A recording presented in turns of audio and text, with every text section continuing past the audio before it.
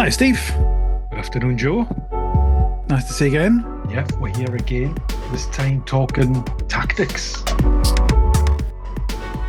Yeah, part 2 of our second two-parter. Should be fun, this one. Yeah, definitely. Lots to delve into this time, and we've still got that metaphor that needs ringing a bit more as well, haven't we? Yeah, there's still some lifeblood in there. You got to kill it completely. So yes, this is part 2. We started off in part 1 talking strategy, strategic vision, tactical view was the title of these two parts. And we talked in the first episode about the strategic vision, how important it is to look far ahead and form a plan for how you're going to get to where you're going in 6 months, 12 months, 24 months, however long the time is.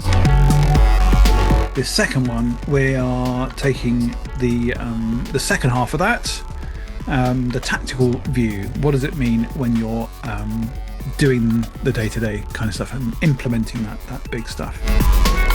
So as you said, Steve, we've got that lovely metaphor we're going to wring some life out of.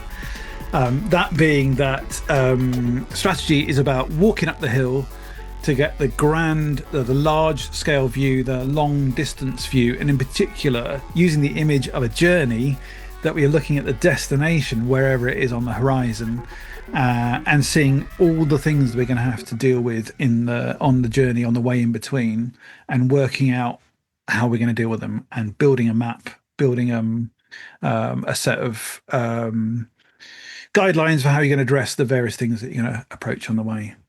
Yeah, what do we need to prepare for, essentially? What can we say ahead that we need to prepare for? What are the known knowns, and then we can come to the unknowns later on.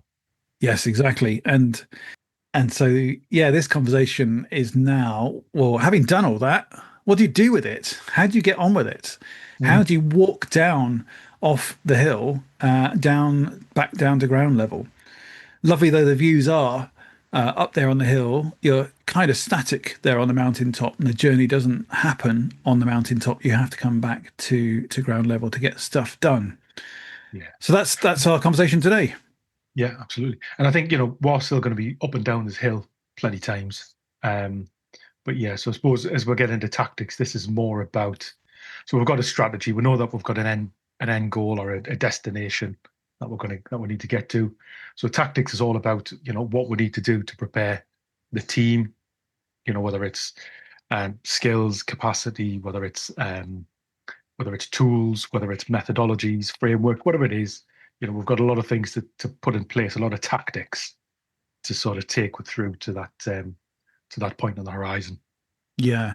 And as we do this, we're going to try and bring in some experiences from our own careers, things that we've seen and done and been involved with, to give some colour to some of these. So the first thing, obviously, having come back down to ground level, is to take those step-by-step instructions and work out how do you follow those directions? What are the things that you're seeing immediately that you should be getting on with? And so I suppose what we're talking here is about how going beyond the business as usual and taking business as usual and turning that into a direction of travel. So when you initially kind of come down off that hilltop, there is business as usual going on, but you want to start making some particular changes as you go. Now, I wanted to kind of just kick off some of these real world examples by talking about, I mentioned this in the previous episode, how I'd had a role not too long ago where I started into a really hectic project, crazy hectic, with a really demanding client, demanding in many ways, timeline, budget, personality, and so on, load of constraints that made it really intense. And I went away as soon as I could do from the day-to-day stuff in order to spend time doing a bunch of research and collating that research together into the things that were obvious for how we could turn that into reality, or bring some of those learnings into the day-to-day in our company in my work there. But I also was leaning back on things from well, work from way back, Steve, when you and I were working together doing our central government projects. And I think part of it is about that recognition that to go on a journey, you can't be naive about it. You're someone who's done a journey before, so you're melding together or joining together the specifics of this actual journey that we're doing with other journeys that you've been on before. That combination of research or map making, if you like, for this particular journey with the memories of things you've done before and how you've approached it. And certainly for me, what I ended up doing as a result of some of that original research was yes, as I said, connecting it with what you and I had done before and things that I've been doing in between as well, and created a specific set of step-by-step instructions to follow in that particular context, and essentially, I guess, turned it into almost like turn-by-turn guides to follow. And I think that's, for me, what we're kind of talking about in this conversation, that we're not talking about delivery management on a day-to-day level. We're not talking about individual projects. We are talking about how you turn the strategy into actions to take for teams. In the first instance, for me, they were definitely actions that I was taking, but it was a bunch of or elements of a toolkit that I could use in the subsequent projects, and colleagues would be able to also pick up when I was away or not available or tied up with a different project and so on. Yeah, not available. That's a good point there, because and you were just saying there as well about how this is not about delivery management. I think delivery management is something that is going on below you, in terms of the kind of chain of command, if you like. You are enabling the delivery managers to kind of execute on a plan. You've got to stay out of the day-to-day delivery. Yes, you go down there and you kind of, you're there to support the team, to start, you're the enabler, you like, to get them started, make sure that everybody understands what it is we're going to do and why we're doing it. But then, yeah, you've got to kind of quite quickly step out of that. You're not involved in the actual delivery here. And I think that's an important part. We're not being involved in bigger projects and programs, the worst thing you can do is kind of stay at ground level all the time and not keep going back up the hill, because the chances are this is not just like one team or perhaps like lots of small teams working together to achieve that sort of end goal.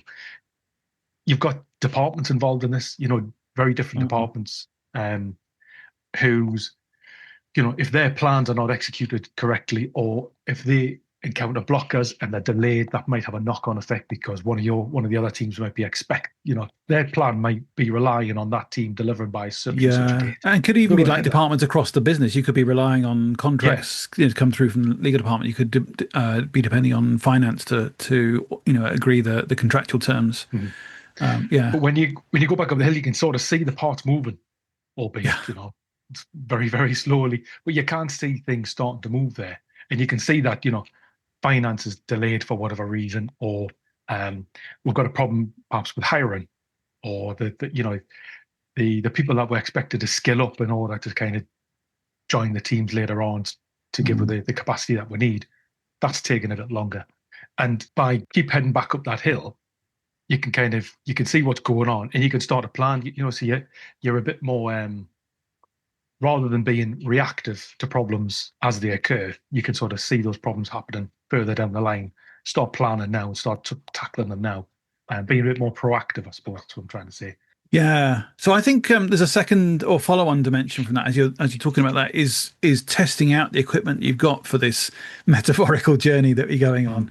There's an early stage, and certainly what I was doing as I'd taken that time out to think about more strategic approach, was taking some of those tools that I'd used previously and rethinking them in this context and in the light of the research I'd done. And then I tested them out on some of the projects that happened in the time soon after. And it's a bit like making sure that you've got the right equipment for the journey you're going to do. So, I mean, if you're going to really milk the metaphor, if you're going on an Arctic expedition, you shouldn't be packing flip-flops, beach shorts, and carrying a blow-up alligator. Have you got the right things to enable you to do what you're going to do? Have you got skidoos, and have you got a helicopter that can come and grab you out if you need? Oh, geez, we're really milking it. But you've got the concept there, really. Of What do you? I mean, from your point of view, what does the tactical view look like, sort of in the real world? I mean, for some people, it might be just a backlog. We've got a backlog of stories in there that's going to sort of help her achieve a thing. Or are you? I know from my point of view, I'm a bit more visual. I like things sort of on the wall in terms of the moving, what those moving parts look like, so that we can. It almost becomes your map. Your sort of looking out across the savannah, if you like, from from your lofty position, and that to me is what it looks like in terms of tactics and progress that we're making. I like it very visual. What's your kind of preferred view of the world? Yeah, that's interesting. You talk about things being visual, and I'm really aware that I'm very words based, but I like pretty words. So I use the combination. I have always used a combination of things being written down, but being written down in. I've done a lot of remote work. I always really liked using digital expressions of a visual thing. So I would have PowerPoints or Google Slides or whatever, where appropriate. I've always liked using loads of Miro boards and things like that to illustrate what we were talking about in terms of progress on that strategy. What I ended up doing as well was making a static website that was internal focused, but published publicly, published online. People talk about them as playbooks or handbooks or whatever, but essentially made a playbook that was the way that we would do things as a team and described it for various projects. Described various elements of how you would do a project, and then every page was very visually kind of put together, so that you had help cards to take you through a certain procedure, or links off to tools that you could use to be able to execute, have as a guide for a meeting, or a guide for how to do governance or that sort of stuff. Yeah, it's a good idea because you often need lots of different tools to make these things work, don't you? Whether it's, like I said, spreadsheets, presentations, whether it's diagrams, whatever it happens to be. Yeah, no, it's good because I know obviously we're talking in metaphors, and it's very easy, kind of just this is very easy. We're just looking out across the ground and we can kind of see what's going on. But the real world is, like you say, it's a mixture of different tools, and it's not necessarily quite as clear a picture always as as people are making out. Yeah. I think the thing that I wanted to kind of really emphasize at this stage, connecting it to the metaphor, but essentially is that you're testing a bunch of that stuff out to begin with in the early stage of implementing your strategy. I've always found that I was trialing a bunch of things. This worked in the past. And it matches with the research of what I've done. And I think it will work here. I'm going to try this here before we get too embedded, before we get too far along the journey, to make sure that I can do it, that my key colleagues that I'm working with can do it, my technical architects and heads of design and heads of DevOps and so on, that they get it. And it's not just me, muttering a bunch of words that make sense to me, but it's a shared language.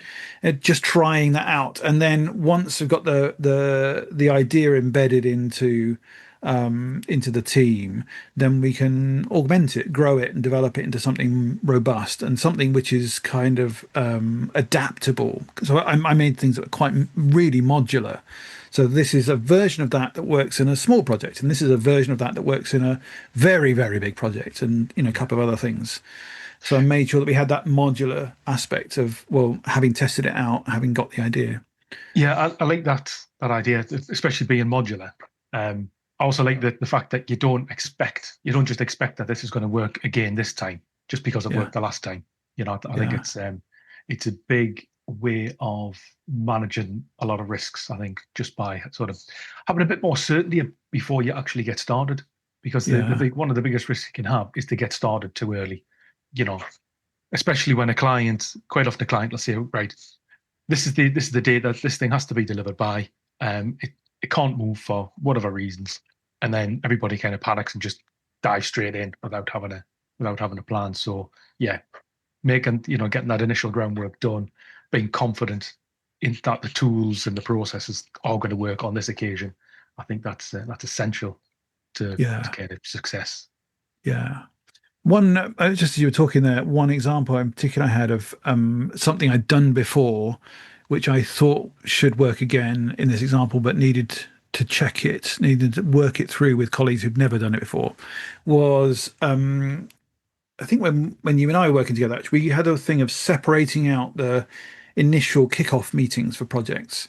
And so we had a kickoff meeting, which we called kickoff, which was all very about the procedural or technical part. So we would check that the pitch documents made sense, that it was matched up with the contract, that we had names of and numbers of people, we understood, what working patterns and working hours and limitations, and were there holidays coming up, and we did all those really practical things and making sure that everyone had access to the right systems and agreed some protocols for collaborative work.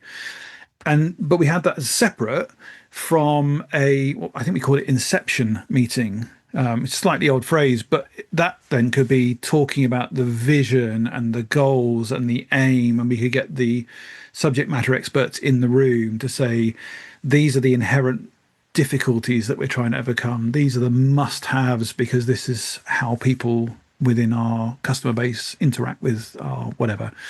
And we separated those two things out completely. And those two meetings were basically kick off together, but the second one acted in a very different way. And I knew that I'd done that loads of times before, and I knew that it worked, but it was a very different, innovative, unusual way of doing it. And I needed to run it through several times with colleagues in the new business to check that they got the concepts we were talking about. And then having worked it through several times with them, they said, really useful, helpful feedback, things like the name Inception doesn't really mean anything. Can we change the name? And they said, when we come to doing this bit, can you hand over to me to guide that, and you become the scribe for that? So that I can, because this bit really is meaningful for me as I go into my own planning in my dimension and that sort of thing. So it was that kind of thing of taking something already known, I knew it worked, having this gut feel that it should work in this context, and then making some adaptations. Yeah, they're just you're not sort of reinvent the wheel. These are just incremental improvements that you need to make. Yeah. But I mean, it's a great way to kind of make sure that you've got a consistent understanding of kind of the purpose and the approach, the tactics before you then get started, especially when you've got a sort of a big program of work, you've got multiple people, departments, teams, objectives, making sure that everyone's pulling in the same direction. It's So that's exactly what I was saying, I suppose, really, that testing out those things fairly early on and making sure that your senior people get it, because you want them to be able to do it for themselves without you being involved. And you want them to take it on, because that's the way, exactly, as you get that kind of consistency and guaranteed outcomes, because you're using a thing that really works for you. Definitely. So, using our metaphor, we're now on the journey. We're doing things, and we're coming across those objectives that we had targeted, and we might have used some methodology like big rocks, say, or OKRs or something to say, well, we know that this giant canyon is ahead, and in order to get to the place where we can traverse the canyon, well, that's our objective, and these are the key results for how we might get there. You've done that sort of stuff, but then, Steve, we found something surprising that's happened in between. There's suddenly, the canyon is actually full. There's been a flood. As though you were talking right at the beginning about known knowns and known unknowns, to use that Donald Rumsfeld imagery. Yeah. There's that dimension as well. Yeah, and this is where kind of strong change management experience is needed so that you can not, this is not about, okay, now this is the point that where we panic. This is about sort of stopping, kind of taking stock of progress that we've made, looking at the risk, um, assessing the risk and, the options that you've got, options that you can kind of take here. Can we just avoid this? Can we just go around it? Do we need to go over it? Do we need to go under it? I think sort of really, and understanding You sound the, like you're going on a bear hunt there. yeah, Remember that book, reading it for your kids? do long time ago now. Um, yeah, so so I think what we're talking about then is, like you say, it's change management, and this is this is going to happen, especially on any of a long term project. You're going to come across things which need to be carefully managed. So I think for me, what I would always do is kind of pause the delivery, take a step back, and kind of say, okay, this is the progress that we've made. That the end goal is still the same. We've got these challenges to kind of overcome. We can either sort of, whatever the risk is, can we just avoid it altogether? Do we need to just kind of deal with it, and then work out what the options are, and assess them and sort of determine what the best course of action is going to be? You've got that sort of lofty view, so you should be able to understand that if we take option A, then this is going to be the kind of the consequence of the decisions. It's going to have a knock-on effect that might affect one or more other departments or one or more other teams. So it's just about stop, take a step back, assess what's going on, look at the lay of the land, what are the options, what are the risks, and then make a conscious decision. But make the decision with other people as well. I think this doesn't have to be, although you might have the overall responsibility, it's the same with that initial kind of strategy. You need other people to kind of buy into whatever the decision is that you make, because it's going to have a big impact probably on other people as well. Yeah, exactly. What you were saying there made me think, of course, that with building these plans out, turning them into step-by-step instructions, or and then taking them, is that thing of having a plan A and then probably a plan B because you've seen it up ahead, and maybe even a plan C and D. You need backup plans, and that's a really efficient way of traveling. Occasionally, even plan E isn't quite up to the mark, and you realize something really significant has come up, and you might need to pivot. Right, need to make a really significant change. That happened to me in one of the recent businesses that we were in. It wasn't a pivot that I instigated, but it was a pivot we made as a team together. It was an AI company, and the product that we were building is conversational AI product. And we were full on with all the conversational AI tools, some built into the systems, a load of integrations that we were dependent on as well. Really powerful, very, very smart thing birthed out of someone's PhD project. And then large language models came along and changed the scenery completely. We were really fortunate, as most businesses, have retreat days, annual retreat days, or half annual, or however frequently you have them. This one, load of engineers, so we had them frequently as hack days, and one of them came up just about the point where LLMs were arriving on the scene, and the hack day ended up being a way of experimenting with LLMs for the day. We had a bunch of money to spend on it, just go away and try on it.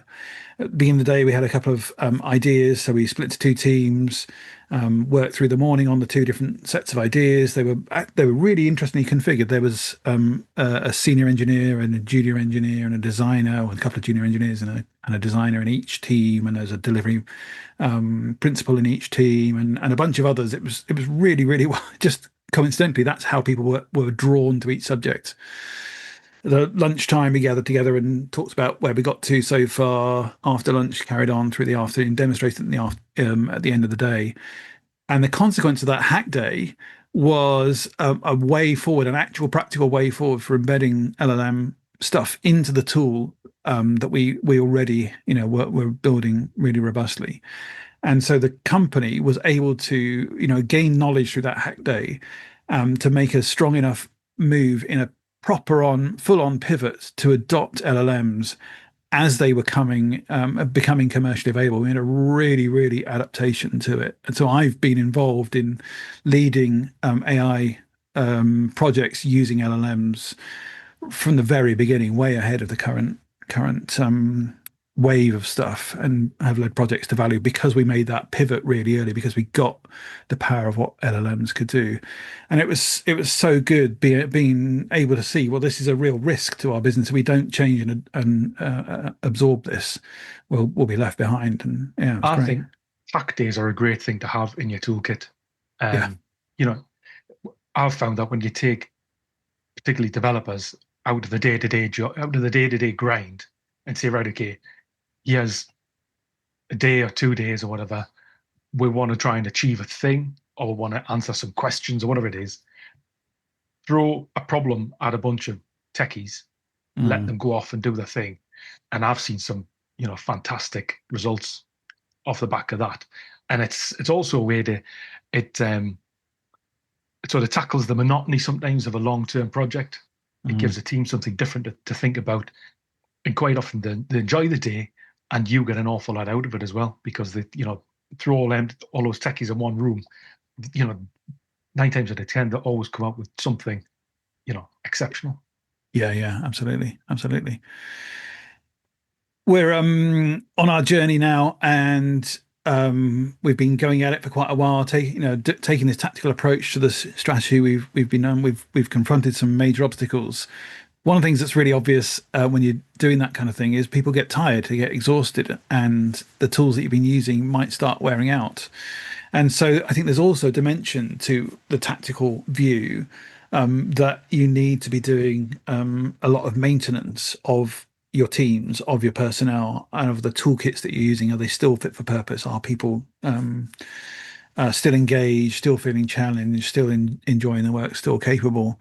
And that's definitely a major requirement for the delivery director, the delivery principal, is to check on everybody to make sure they're all right, to make sure there's enough built in to keep people in good health. So I do a bunch of things around managing workload for people. Never, I have workload limits, work stream limits as well, work limits for individuals, to bake in bench time for them to recover, to do their own stuff. I really like Google's 80% time. 80% of the time is being spent on doing project work, and 20% of the time is being spent on something for personal development, personal growth. It's a mirror of the hack days we were just talking about, where if someone has an individual personal project that they can do on a Friday, that then out of that often comes something really, really interesting. They get to experiment with a new technology or a new approach to design that can actually be used then in client projects, but keeps them fresh, keeps them energized, and so on. That's been really important. That's good point. Sort of looking after the individuals. I know, like, I've worked in places before where the idea of 80-20 just would never happen, because sales were constantly throwing new work over the fence, and you had to be 100% on delivery. But to sort of try and address that, what I've done with some people was use secondments. So I would take delivery developers and put them into more of like an engineering role. So they're going on secondment into that engineering team, the cloud team or whatever. They get to learn new skills, new ways of working. They try different things out, and the result of that is their usual delivery team gets to use the tools that they have helped develop. So it's a nice way to, although yes, you're still busy, it is giving your brain a bit of a break. You're doing something a little bit different. You feel like you're learning. There's all the personal development as well, but it does sort of break the monotony of the day-to-day grind. Yeah, absolutely. Good point. Really good point. I think at that point, it's probably worth just taking a brief pause. And then when we come back in the second half, we're going to talk one more time about the relationship between tactics and strategy. And in particular, some things to be aware of when taking a tactical view, and some risks to overcome. So we'll see you after the break. Back shortly.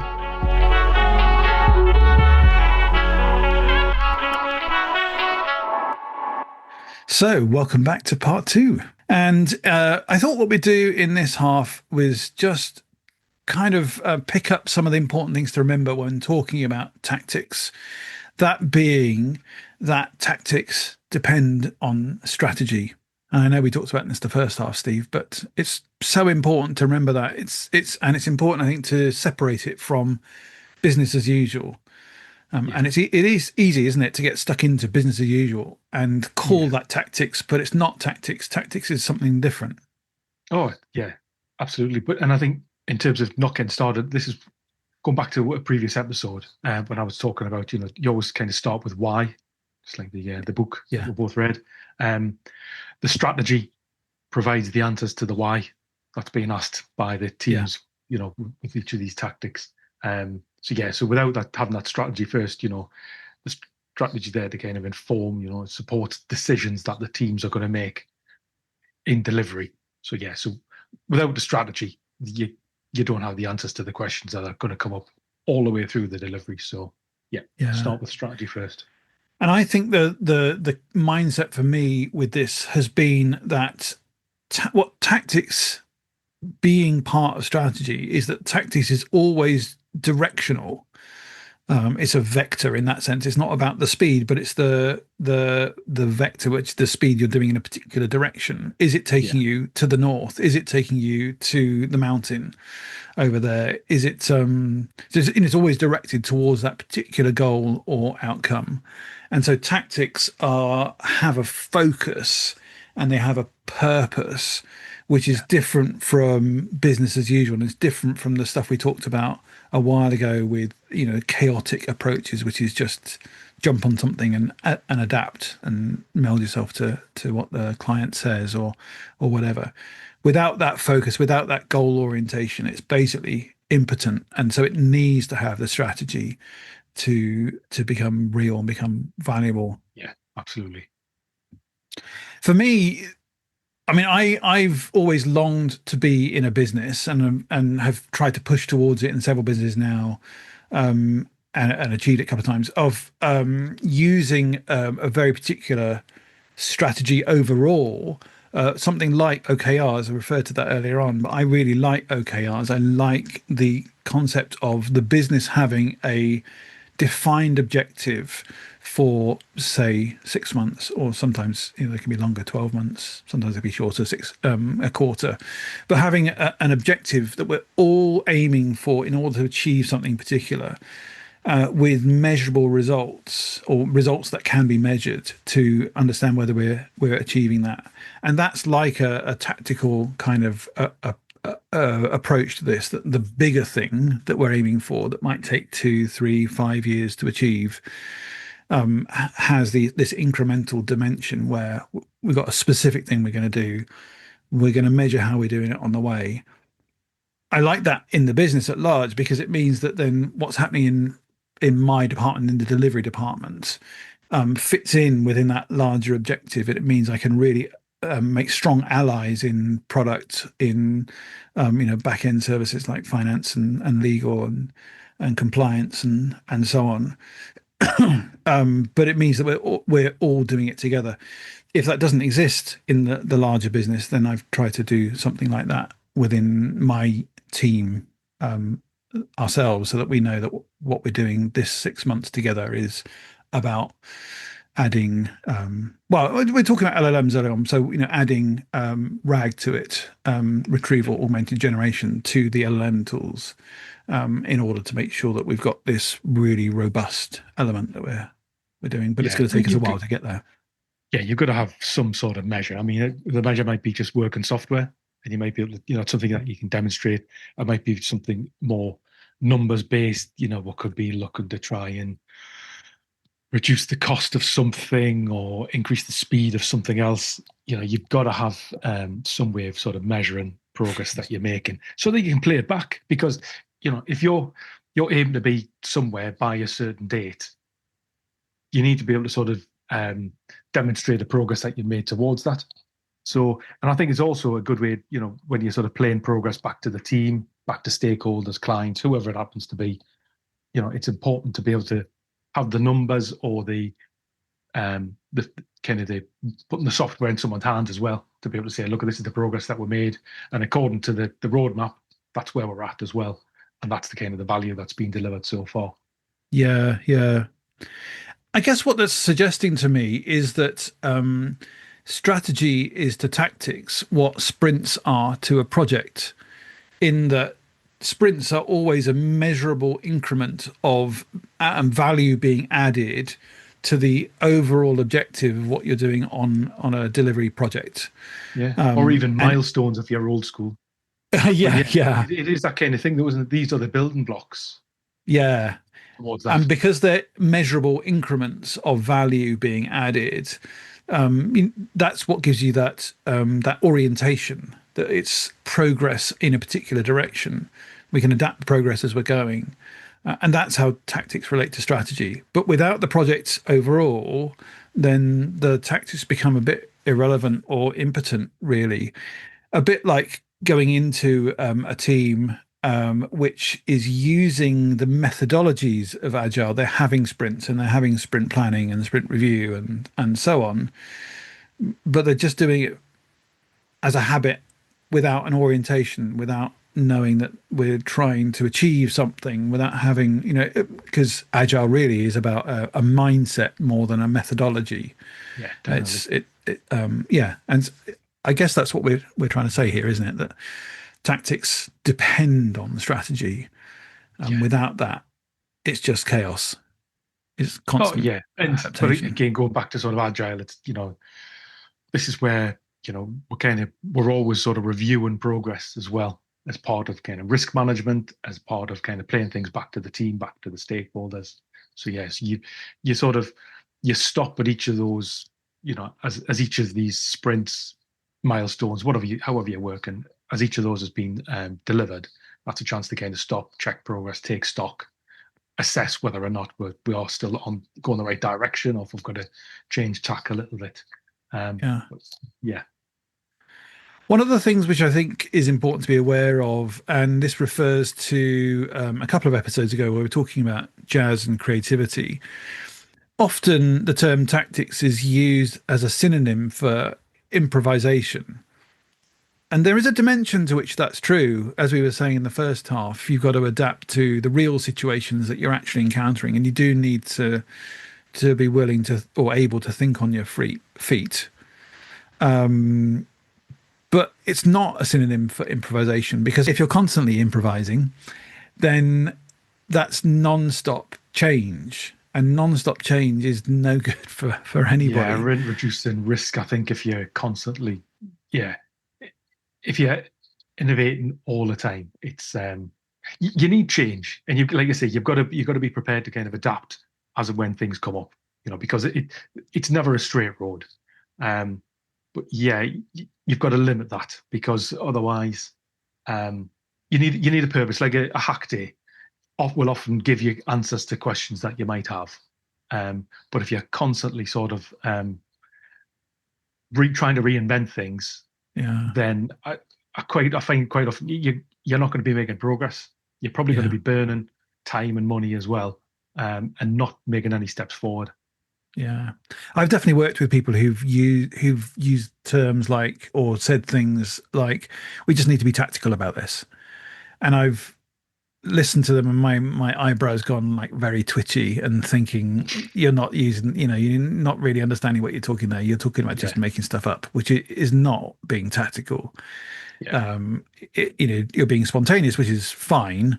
But if you're doing that all the time and you're saying in every situation, well, we just got to be tactical about this, then I think that's actually it should be ringing an alarm bell. It should be a strong clue that you need to go back up that hill, or you yeah, didn't in the first place spend enough time at high altitude to have that long view, and you're being impatient.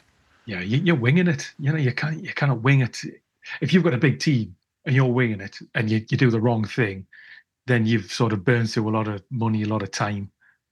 You've taken things all off track. You've introduced a load of risk, and you've gained nothing. It's no, I think that way lies trouble.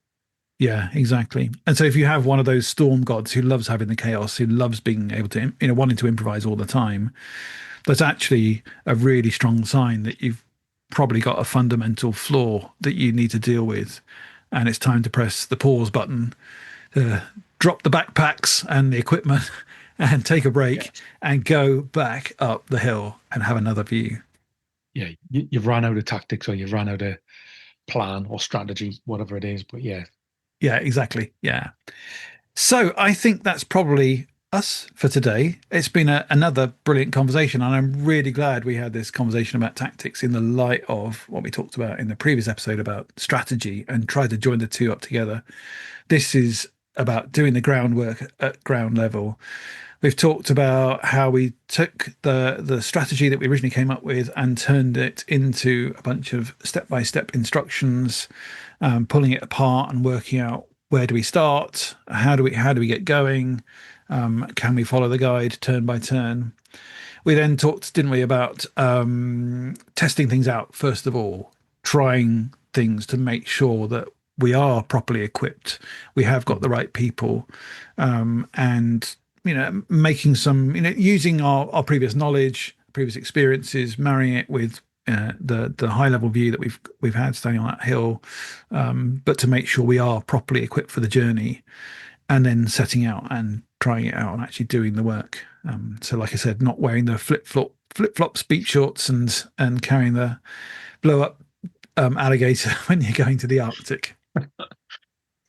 And then we talked about confronting the challenges along the way. Many of them are known knowns. That's the managing risks stuff that is the stock in trade of a delivery principal, delivery lead. But there's also handling the unknown, the known unknowns and the unknown unknowns, the things that come as a surprise, and working out, can we surmount them? Do we go around them, or do we have to completely pivot and change direction totally as a result of that? And then we talked a bit about maintenance and support along the way, maintaining the team, giving support to the team, maintaining the tools, making sure we've still got the right stuff. Do we need to recruit more? Do we need to bring in more capability into the team? And then in the second half, we've talked about making sure that tactics are firmly put in the context of the strategy, that the strategy always comes first, and that the tactics depend on the strategy, because the tactics is about making that progress towards the goal that we already set out in the strategy. And then finally, we just described there how to be aware that if we're constantly improvising, that's not tactics, that's making things up as you go along, which is just as problematic. And if that's the case, it's a strong indication that you need to go back up the hill and have another long view. Yeah, and I think that's why you need a CDO on a big delivery like the ones that we'll be discussing today.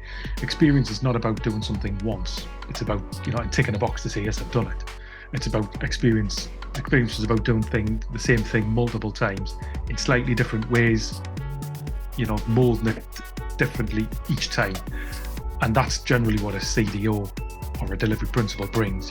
We've got that knowledge, we've got that experience. They can formulate that initial plan to get you started, get a bit of momentum. But then they'll also, start to involve other people, and they're the ones often who are going to be sort of challenging some assumptions that are made along the way. And essentially, the CDO is the one who's going to be kind of orchestrating all of this, maintaining that strategy, and supporting the tactics that take on the journey. Yeah, exactly. You're the head, the captain of the exploration team. You've done it many times before. You know how to address these challenges. You're bringing that on the way and instilling that confidence in everybody around you. Great conversation. Thanks, Steve. Really, really enjoyed that one. Thank you, Joe. It's good. So we'll have to spend a couple of days now just thinking of a new metaphor to milk in the next episode. Bagsy, you have a go at that one. Smashing. Thanks for your time. Looking forward to chatting to you on the next one. Next one. Cheers, Steve. Cheers, Joe.